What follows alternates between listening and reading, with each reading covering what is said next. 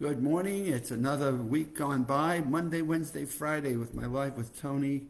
I am the founder of the USA Memory Championship, and we're in the mode of getting our 26th event going. But regardless of all of that, check our USA Memory Championship website. That'll stay up to date. But on Wednesday, I picked up an article, or I started talking about an article that was in the current issue of the Saturday Evening Post. It's a current issue. Let me make sure I'm giving you. It's the May-June 2025 issue, and in it was an article on sharpening. Let's see if I can hold this up for you. Sharpen your memory. And as I began to read the article by Patty McCracken from Post, I start reading it, and it's Richard Restak, who was a professor at George Washington University of Medicine and Health Sciences. And I recall meeting Richard Restak a number of years ago. As I got a phone call, he wanted to present the Mardi Gras pen to the winner of the USA Memory Championship. And this was some well-designed pen that he had helped do that was in the form of a brain and was rather expensive. It was a collector's item. And he wanted to come present it to the winner of our USA Memory Championship. I subsequently got to meet him again at a session that Jim Carroll was doing in Bethesda, Maryland, at the military or hospital there, and Richard Restak was in attendance and meeting with me there. And then the third time is when he was writing his latest book, and we had a chance to converse on the telephone. So reading this article, it just brought back a number of memories of my conversations with Richard and stuff that we have been doing in the USA Memory Championship. And as I was reading it, I loved the thought that he gave in this article, which is everybody concentrates on physical fitness, which we need to do. Obviously, we want to maintain our cardio functions and we want to maintain our muscle functions. And as we look to live older, we obviously want to be able to go about most of our normal activities. But then he raised the question, do we provide sufficient attention to our mental health? Do we do any kind of mental exercises? And so Richard is a strong proponent in his years and years of research that talks about our brains are like a muscle. They're not, we don't define them as a muscle, but they're like muscles in that there are things we can do to exercise our brain. And he highlights the importance of using imagination, meaning what is it that we can look at and imagine things from it? And so as I look about things that go on in our lives today, I sit and at times I say, imagine what was someone thinking that came up with how we can fly people for 10 hours in the sky and put them in this thing called a plane and have this get them to where they want to go in a matter of 10 hours that would take them weeks if they were going to go by boats or by vehicles or some other way. So I'll stop and I'll sit there and say, imagine what was someone thinking? What was their life experience like that helped them to create this thing?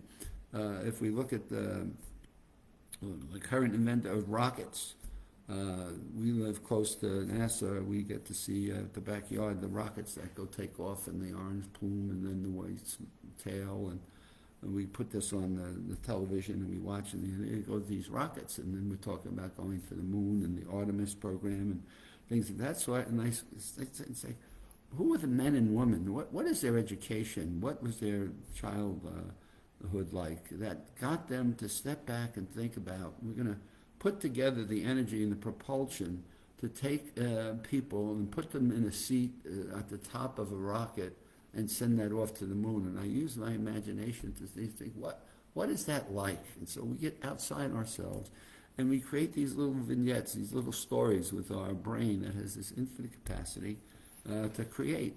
And so as I read this article, it obviously our brain has, I define it as 4 stages of enhancing our memory. And the very first stage I tell people is you need to stop and think about how are you going to take information in to your brain so that you can code it, you can encode it in a way that it's going to stick. It's kind of like, I always think of experiences that I have from time to time where I will go to, and I'm in a hurry to get somewhere, and I go park in a big parking lot, like at a Disney parking lot. If you've ever been to Orlando, you know they have big parking lots, and they do everything they can to help people remember where they parked and what Disney character, whatever. They use imagination to get you to think about where you parked your car. And at times, I've been to the Disney parking lots or the Universal parking lots and in a hurry and don't stop to take the time. I jump on to the tram, and the next thing I'm at the entrance to the park, and it's like, where did I park? Now, the tram drivers are learning how to remind people when you get on to tell you which parking lot you're in, at least so you can get close. But my point is your imagination, you have to stop and think in how you're encoding.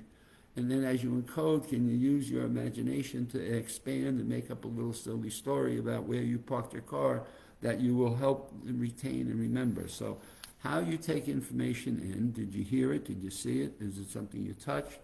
How you then encode it, you put hooks on it. So do you use a little bit of a story? Do you use a little bit of a quick little one-line sentence about where it may be parked and where you may be looking at it? But using our little storylines, call that our imagination, to create these little stories.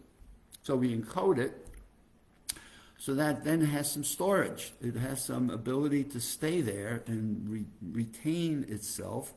And we talk to people about memory rhythms.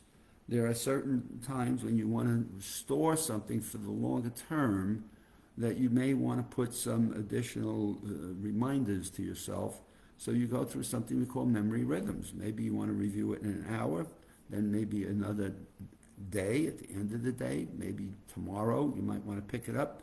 Maybe it's 3 days later, you want to pick some of this stuff up and do a quick review of something. Maybe it's a week later, and then maybe you want to do it 2 weeks later, and you just review this several times over the space of a month, and all of a sudden you now have helped to encode this information for it's got longer term storage. Now, you wouldn't do that with everything you do. You'd obviously want to do it with things that are important to you, things that make a difference in your life that you want to hold on to for your professional life or family lives, something you might have learned about a medical situation, a place that you may want to go back and revisit.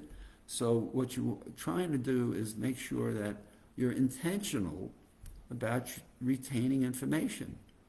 And so as you encode it, you bring it in. First, how am I bringing it in? Then I'm encoding it. Then I want to keep it there for storage.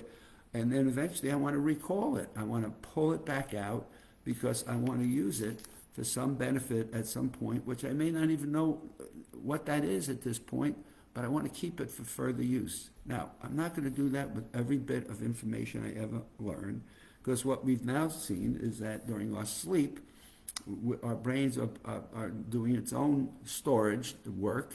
It's deciding what do we want to keep and what do we want to get rid of.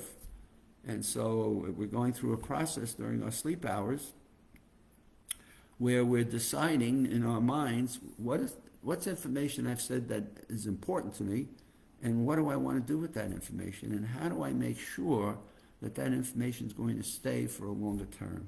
And we do that during our sleep hours, which gives another reason other than feeling tired. Why is it important for us to get a good night's sleep? And so Dr. Restak, in this article by Patty McCracken, has really done a nice job of putting this in some simplified ways that people can think about and say, gee, imagination, God, I can imagine things. I can sit and dream. I can look out the window and look at birds and how they're flying, or I can look at a pond here in my yard and see a gator swimming across it and imagine where is it going? Is this it's the hibernating season, or it's the, not the hibernating, it's the make more gator season, and just sit there and imagine things and build these little stories with yourself and just take some time. And this is one of the things we don't do well, which is, do we ever take time within ourselves to step back and just think about and dream and just kind of let it get out there? And so I think this is an excellent article. I've got a few more pieces on it. This has turned out to be such a really good article. I've read it several times, and I think the writer has done a really superb job of putting things that are important to people in a very simple way that make a world of difference in terms of their memories, their cognitive functions, and simple things they can do. And it certainly brings back some wonderful memories of conversations I've had with Dr. Restak and the books that were on my bookshelves that he's written. And believe it or not, it's Friday again. We're ready for another weekend. Hopefully we get some rain here. This is a weekend where it's a lot of celebration and times. We're in the Orlando, Florida area, and we can use some rain. So we're hoping we get some rain here this weekend, and hope wherever you are, you have a pleasant weekend. You get to enjoy some outdoor activities, and we'll see you next week.